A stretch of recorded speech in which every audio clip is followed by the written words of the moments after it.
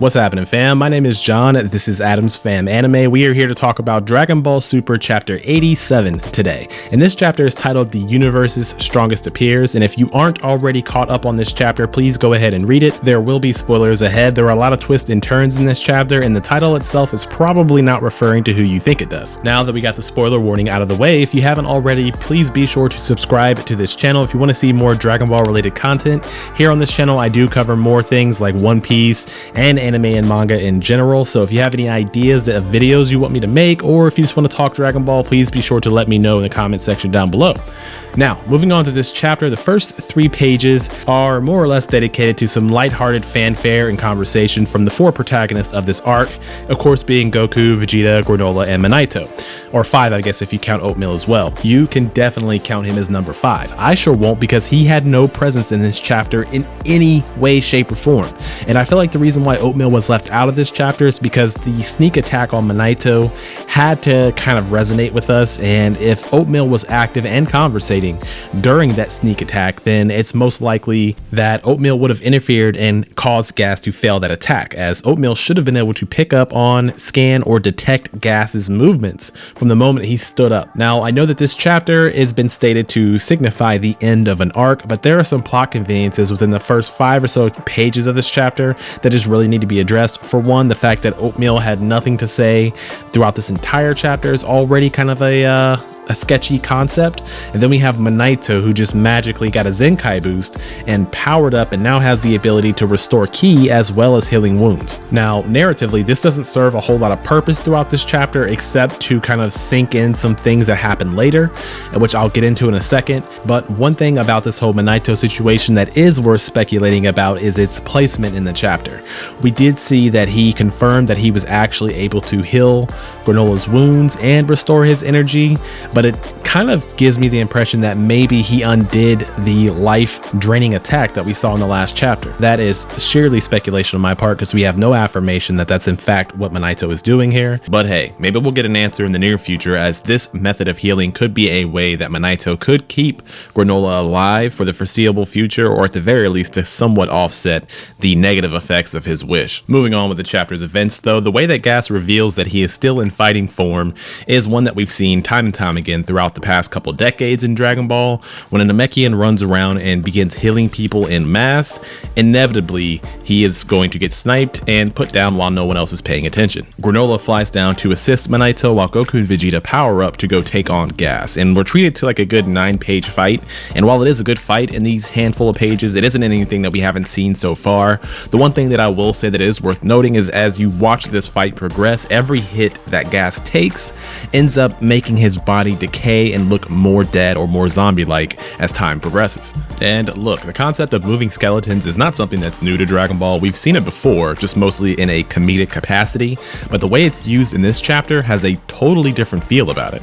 I mean, just look at this panel right here. It doesn't really feel like a Dragon Ball related panel. And then when we take a look at the somber realization that Gas had that he is in fact dying, and then getting to see himself in his reflection, the way it sinks in just feels a little bit more well written than we're typically used to Dragon Ball. So I will say that that is impressive and a great aspect of the chapter. Even if it is relegated only to a handful of pages and panels, it is a unique aspect of this chapter that we don't get to see too often, and considering all the other things that happens in this chapter, it does kind of contribute to the storytelling narrative.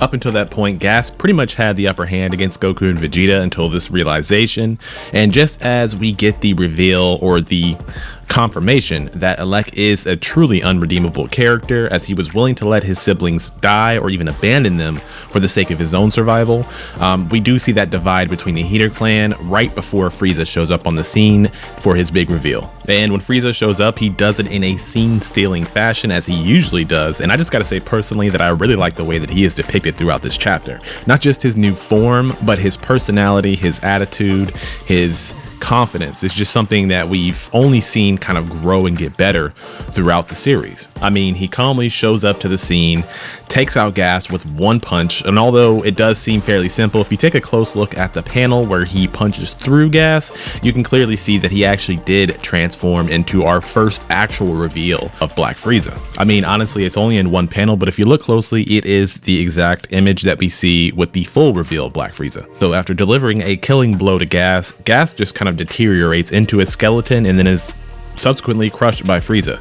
And this isn't necessarily something that's jarring or too adult oriented. It does just feel totally different from what we're used to seeing when it comes to Dragon Ball. Typically people just get obliterated whenever they're defeated, but we actually see the death of this character and even the desecration of his remains. Now this could just be an artistic flexing on behalf of Toyotaro, showing off what he's capable of, but this could also signal that there might be a darker turn in terms of storyline and this next arc that's upcoming. For one, Frieza is not necessarily seen as the evil presence that he once was in Namek, but with the way that they're taking things now, he very well could be the ultimate big bad in Dragon Ball as a whole. Throughout Dragon Ball, Z, Super, GT, canon, non-canon, Black Frieza might be the worst thing that Goku, Vegeta, and company may come up against. Now, we'll wrap about Frieza's potential future here in a little bit. For now, we can talk about the dialogue between Frieza and Alec. It appears that Frieza has pretty much been privy to what Alec has been up to over the past 40 years or so. Rather, he just never really felt threatened, so he allowed them to kind of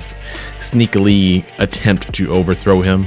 But he was summoned to the planet, so he did show up, and after killing Gas, he quickly dispatches with Alec, after he reveals that Alec is in fact the weakest fighter among the Heater clan. So after that, we have the strongest and most conniving of the Heater clan, both eliminated by Frieza within less than half a chapter. That leaves Oil and Maki as their two remaining surviving members, and after Frieza goes and puts the hands to Goku and Vegeta, then he actually recruits Oil and Maki to basically be servants on his ship, which they gladly agree to rather than being obliterated like their siblings. Now, I do think that there is some rhyme and reason as to why Frieza would make this choice, but I'll talk about that after the rating.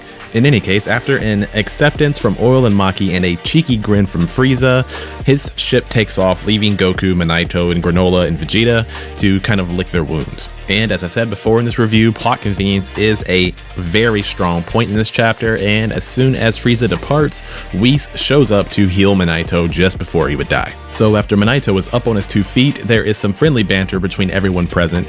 Whis reveals that Beerus wants Goku and Vegeta to come back to his planet to help him figure out how to make instant yakisoba noodles, which literally is just pouring boiling water onto them. So there is a small chance that that summoning might be about something a little bit deeper. Goku does extend an offer for Granola to go train with him with Beerus, but Granola politely declines for the sake of repairing the damages to the planet that he's been living on. So after Goku receives the gift of Bardock's Scouter, which contains his image and voice, Goku, Whis, and Vegeta take off to Beerus' planet for training purposes, but along the way there's some dialogue about the Oracle Fish and his predictions. Most importantly, about the emergence of the strongest warrior in the universe, and Goku and Vegeta assume that it is Frieza, but Whis gives us a little bit of a tease that it could in fact actually be someone else. But in any case, the chapter ends with the importance of yakisoba being put before training, as well as a notification that there will be a break for Dragon Ball Super at least next month for the sake of building up the next arc and writing the next arc. So that's going to do it for my recap and review of chapter 87 of Dragon Ball Super.